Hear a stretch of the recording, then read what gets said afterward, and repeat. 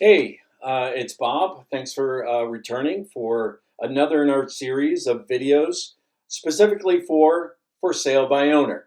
I know it may sound strange coming from a realtor, but honestly, inventory is low. There's a lot of buyers out there. Even myself, as a realtor, with all of the listings that I have, there are too many buyers. I can't handle them. So I'm certainly I want to see people. I want to see good people get into homes, get their homes sold, and be able to move on with what's next in their life. So today, and number four of the series today, we're going to talk about condition, the condition of your home. Now, I think we can all agree we can drive down pretty much any street, perhaps your own street, and be able to point out the houses that really have curb appeal, the houses that really look attractive just driving down the street, right? So we all have heard about curb appeal before, right? It's nothing unfamiliar to us, and we all know what it is. Certainly in our gut we do, so I'm gonna one of the first things I would want to talk about then is your curb appeal. How does your house look from the street? Is it cleaned up? Do you have any lighting out there? How is the shrubbery? Does it need to be trimmed?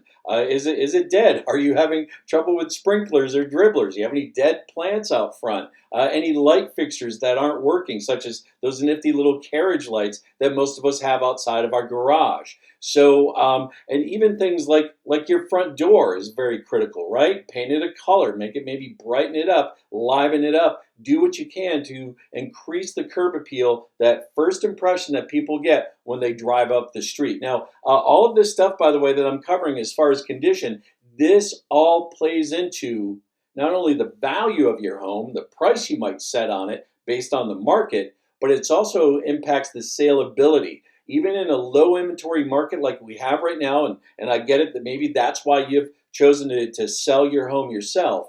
This is a beauty contest. Homes that buyers are looking at, they're looking for homes that are well cared for, that look good, and you can tell that the seller has actually put in some effort to getting their home sold and making a good impression. The pretty home on the street will sell before any others, no matter what the price point is. And all of these things I'm talking about are inexpensive. We're not talking about major rehabs or renovations, anything critical like that. We can start in the tens of dollars, hundreds of dollars. Some of these items may get into $1,000 or more, depending on the size of your home and the scope of the work. But I mean, how about power washing the driveway?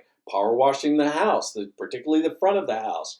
There's stone features and other features that we have here in Vegas, the eaves of the house. All of those things can kind of, get dirty, maybe loose paint, things like that. So things like power washing or doing some touch-ups there, I would highly recommend it. So next thing, we go through the door, right? And we're inside your house. Now, one of the things that I would highly recommend when we talk about the condition of your home is to make sure all of the repairs and maintenance are taken care of first. Because here's the thing, you can make a home look pretty, you can put lipstick on it, but if buyers go in and they notice that there's doors that stick, there's squeaky hinges, things look in disrepair, there's a hole in the wall, there's light switches that don't work.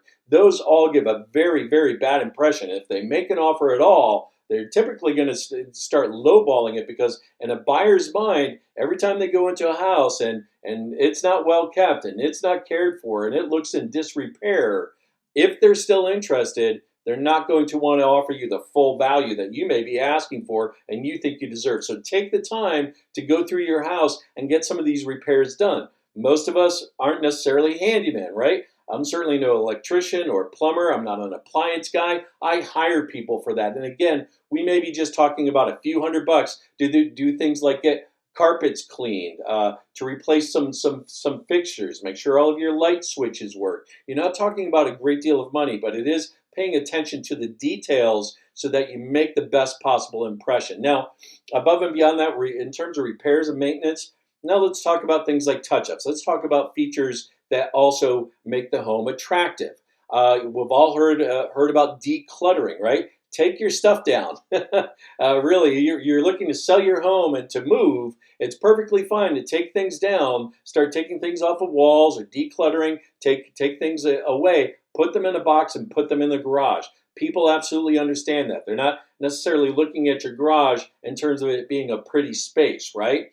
So it's perfectly fine to do that, because here's one of the things that decluttering does, particularly when we're talking about things like pantries or bathrooms or closets, is that by decluttering, you make the space look bigger. If a buyer opens a closet door and things are falling out, their first impression is that the closets are too small. So decluttering is actually a big factor in terms of the condition of your home. Above and beyond that, kind of going up the scale now in terms of maybe things that may start to get more expensive, is things like ceiling fans if they need to be replaced, if they're outdated. Again, it's not a lot of money. I can go down to Home Depot, same as you, and buy one for $100, and you can get an electrician or a handyman to install it for $50, or less than 100. It doesn't cost that much to make a big impression. If the paint looks a little bit tired, you may want to refresh it with some fresh paint. Again, we're getting a little bit more expensive, but maybe there's select walls or certain areas that need it more than others. You can be selective in that regard.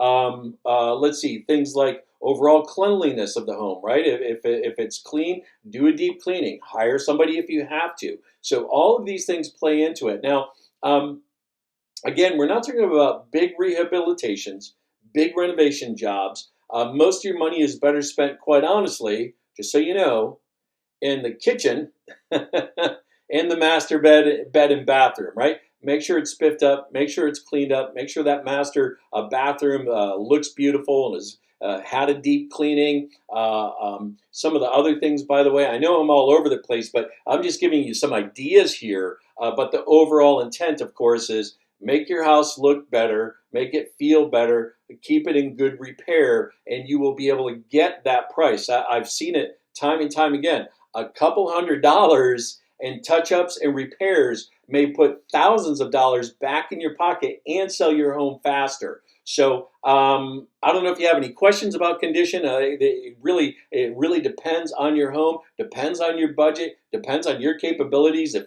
you have the ability to take a paintbrush and get some of this stuff done yourself, obviously you'll save a lot of money. There's other unique things that I mentioned, from power washing things. You can buff your granite, and it doesn't take long, and it doesn't cost much, and it'll revive your granite to look brand new. So folks, there's a lot of great ideas out there in terms of being able to get your home in the best possible condition so it's the prettiest house on the market and it sells fast for the best possible price, because that's really what we all want. So coming up next in this video series, I'm going to talk more about the third part, or the third pillar of what I see getting ready for listing, getting ready for the sale.